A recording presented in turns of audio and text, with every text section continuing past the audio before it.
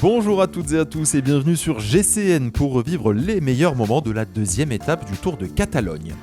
Un premier volet haletant nous a offert un sprint royal entre Remco Evenepoel et Primož Roglič qui a tourné en faveur du Slovène.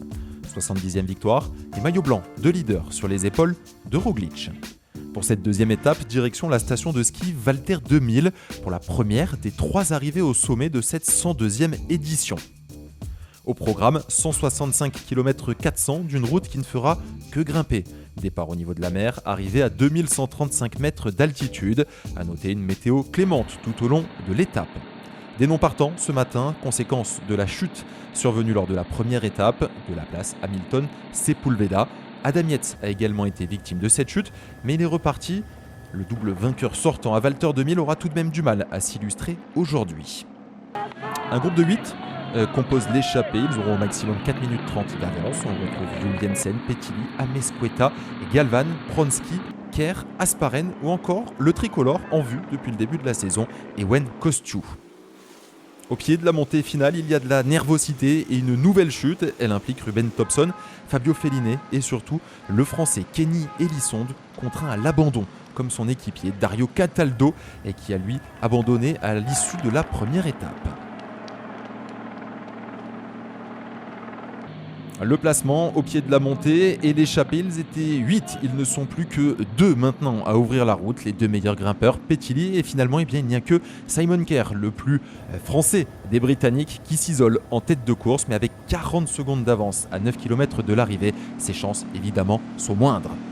Du côté du peloton, c'est l'équipe de la Bahreïn qui roule en faveur de son leader Mikel Landa. Premier et petit souci mécanique pour Joao Almeida, le Portugais va être contraint à consentir un énorme effort pour reprendre le peloton. Simon Kerr dans un effort désespéré alors que les premiers leaders sont lâchés.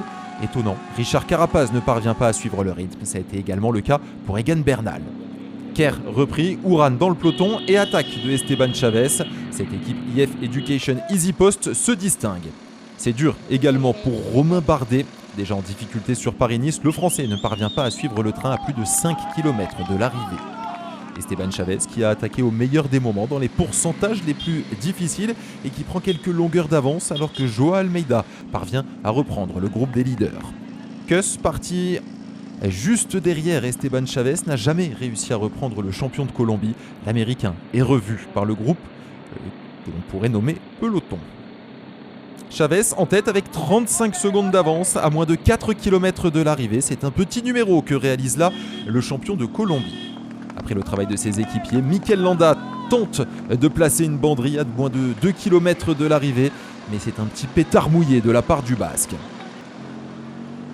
Le groupe des leaders qui se tend, 14 secondes d'avance et maintenant c'est Remco Evenepoel qui accélère en tête de groupe. Remco Evenepoel bien décidé à rentrer sur Esteban Chavez et malheureusement, l'effort consenti par le champion du monde risque de condamner Esteban Chavez. Et à 500 mètres seulement de la ligne, Remco Evenepoel accompagné de Giulio Ciccone, Primož Roglič et Mikel Landa a réussi à revenir sur Esteban Chavez. Il y a également Adam Yates dans ce groupe. Et dans la foulée, Remco Evenepoel s'isole en compagnie de Ciccone et Roglič, les 3 hommes forts. Remco Evenepoel qui va tenter un sprint très long pour remporter cette deuxième étape. À plus de 300 mètres de la ligne, il lance. Evenepoel face à Ciccone bien placé. Roglič en 3e position dans une arrivée qu'il affectionne. Roglič qui déboîte. Ciccone qui est le plus fort au centre. Evenepoel qui donne tout.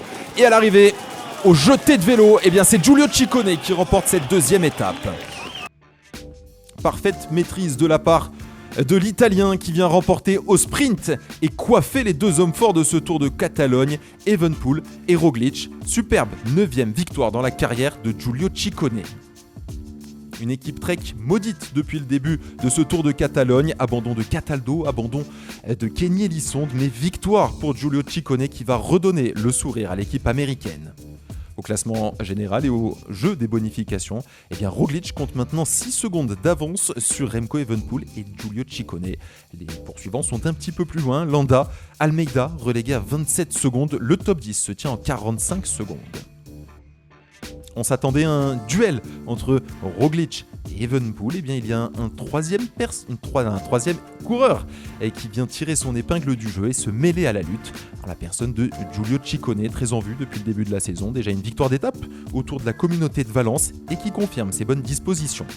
La troisième étape nous emmènera pour une nouvelle arrivée au sommet du côté de la Molina, mais ne vous fiez pas au graphique, parce que même si cela va grimper, eh bien, il n'y aura pas de fort pourcentage dans cette troisième étape, même s'il y aura tout de même 2 cols de première catégorie à escalader avant la montée finale du côté de la Molina.